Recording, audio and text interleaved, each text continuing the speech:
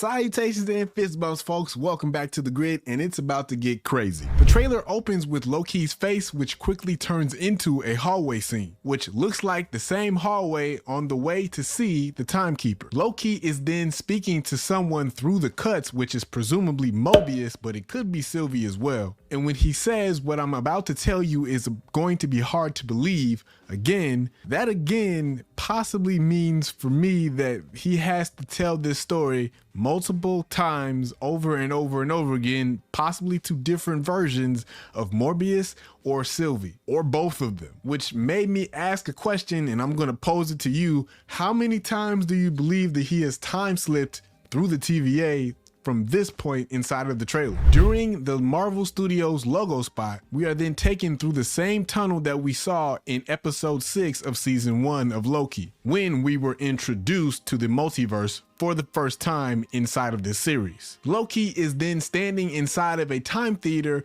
inside of the TVA, which is where he was first introduced as a variant of himself and shown his entire life. When he time shifts, he lands in a parking lot for a jet ski dealer, which is Mobius's favorite pastime. In the early 1990s, for a brief, shining moment, there was a beautiful union of form and function, which we call the jet ski. As he lands in the parking lot, we see a yellow blow-up noodle, which ironically has the same form and shape that he just had as he time shifted into the parking lot. And hey, if you're as excited about Loki season 2 as I am, fist bump that like button for me.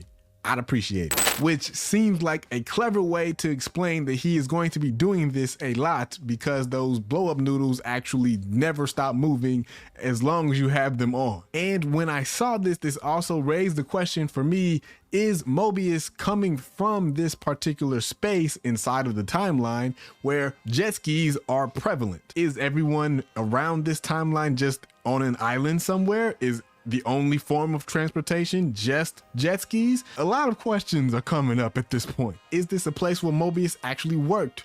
Was he a manager or a salesman or something like that beforehand, which is why he has this salesmanship to him inside of Loki? Because remember, the TVA is made up of people that come from different parts of the timeline, or different timelines that are not included in the sacred timeline. And just as a refresher, RAVONNA was a teacher. What?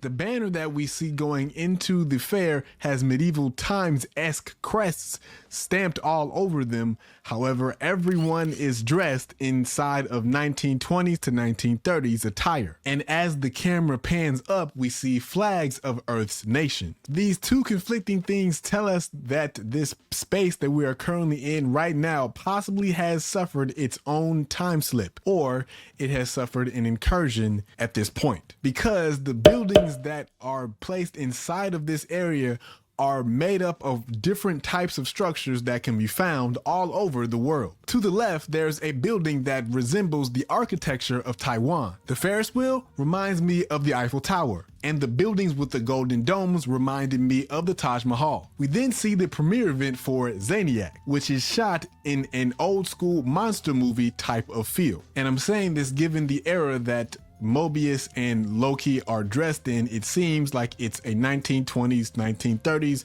time frame, which that's where most of those old school black and white monster movies came from. The theater that this takes place in is possibly a remaking of Rogers Theater. And the movie Zaniac inside of this series is actually set or taken from the character, or set of characters, I should say, from the comic. An entity from the dark dimension that would take hold of a host, causing them to develop an overwhelming bloodthirst and desire to do harmful things to women. Hence the woman running away from him inside of the movie poster. Zaniac appears for the very first time in comics inside of Thor 3:19. He is played both in the comics and inside of this series by Brad Wolfe, an actor who came into contact with the actual Zaniac through a freak accident. We get our first close-up look of a TemPad, which is now being held by Hunter B-15. And we can hear Miss Minutes say, ah, ah, ah.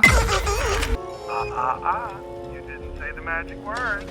Please! But that seems like a nod both to Jurassic Park, the virus from Jurassic Park, and also a nod to the fact that Kang or Victor Timely or Ravonna or somebody is keeping her from accessing a part of the timeline. We then get a close-up look on a area that seems to be a portal jumping area inside of the timeline, and we can actually see the connecting parts that connect different parts of the timeline, and it actually becomes a ring on the other end. Sylvie's wardrobe is different from the one that we remember in season 1. This version looks like it has a section of pearls around the neck, which the previous version does not. It just has a gold piece. And we get the guy from the Infinity Stones are worthless scene. He returns. There's an advertisement that looks like it would have been seen in the 60s as Loki time shifts inside of the TVA again. And what looks like Victor Timely can be seen while a mysterious hand, possibly Loki's, walks a figure down a ramp, which looks like the model for the portal room that we saw earlier. And Ravonna now has an upgraded pruner, which is possibly how she survived inside of the timeline for so long. And we also see a wall of clocks behind Ravonna, which possibly means that this may be a different type of TVA. And I find it very ironic that Victor Timely shows up directly after she's seen for the first time inside of this trailer, which signifies to me that he might be looking for her, and Mobius, Sylvie, and Loki are somewhere in Norway, given the sign on the left side of Mobius. And judging from the cords on the ground, they were trying to power something that possibly gives them the ability to time jump at will. And in the next scene, Brad Wolf seems to be getting cornered by different versions of Loki, which could be coming from different parts of the timeline at this point. Specifically, these Lokis could be coming from the ending of the sacred timeline that we saw at the end of Loki season 1. But this could be a way to give a credence to the origin story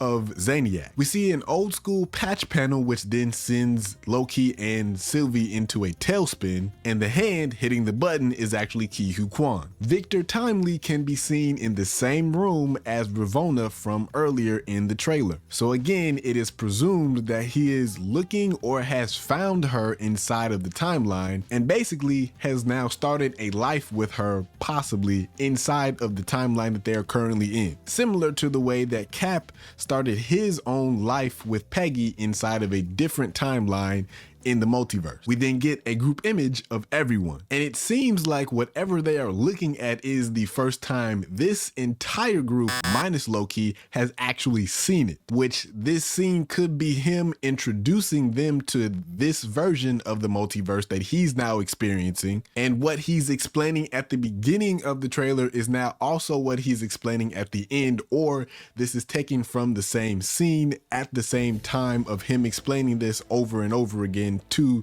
someone or something. Or is he explaining this to himself? And if he is explaining this to himself, oh my goodness, that means